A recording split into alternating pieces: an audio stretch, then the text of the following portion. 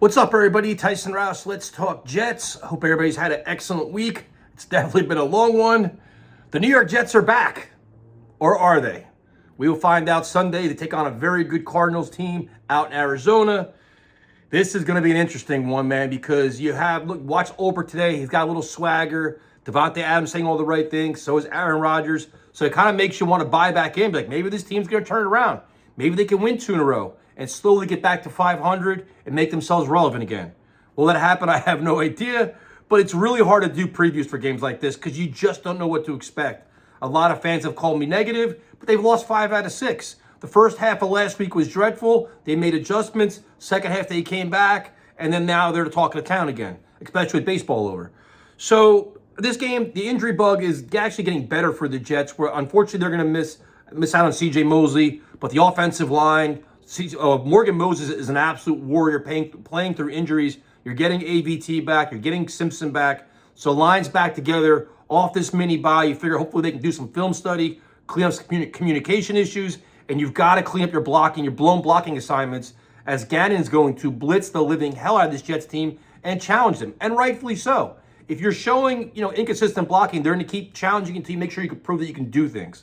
Aaron Rodgers looks a little more mobile, which is good. Maybe he could run around more, make some more plays, extend plays, and then make some throws downfield.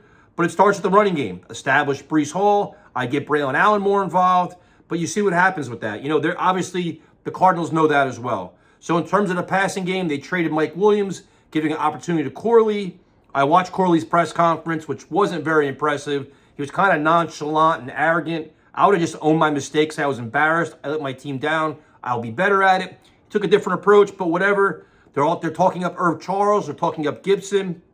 But I think, obviously, the passing game will always be about Devontae Garrett, Breece Hall out of the backfield. If they open things up, I think it will be to Ruckert and Yeboah and Conklin. I know he's banged up. And you see what happens there. Defensively, this is pretty obvious. Stop the run and stop it and contain Kyler Murray. And if you don't, you're going to get blown out. James Conner is a great back. And Kyler Murray is explosive as hell once he gets out of the backfield.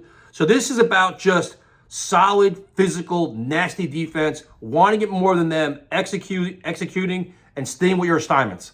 You need the old school Jet defense to show up in this game, not the stuff we've seen for the last 7 weeks. So it's all about that, man. Reddick will help, but Simon Thomas is banged up. They signed Hector today to the active roster. This is just about being physical, bringing guys. Leonard Taylor could have a big impact, but you got to want it more. You've got to flex your muscles. Quentin Williams has been coming on. You want to see him continue to rise and take over games. You got to just completely dominate the line of scrimmage, slow down the running game, and make Kyler Murray beat you with his arm. If he beats you with his legs, you got to be able to keep up with your own side of the ball and score some friggin' points.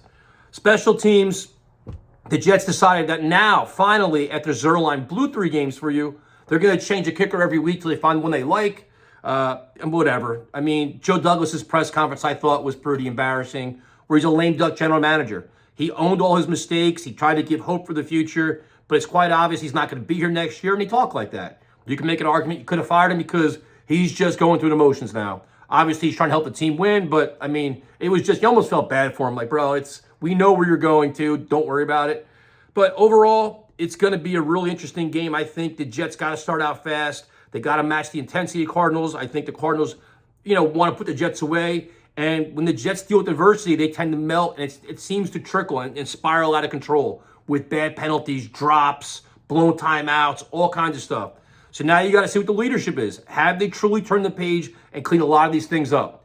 Because you think about it, historically, the Jets, when you have coming off a mini bye, a win, and on the road, they usually get blown out. So this is a good test for his team to say, you are for real, and you are making a run at getting to 500, or you are the same old Jets, and the season's over on Monday. It's your choice. Because my preview, I have honestly no idea what's going to happen here. I think it's going to be high scoring, like 28-24, and that's me trying to buy into the Jets being kind of figuring things out a little bit. But you have no idea. We genuinely don't know, but we'll all be tuning in. So let me know what you guys think, and I'll talk to you later.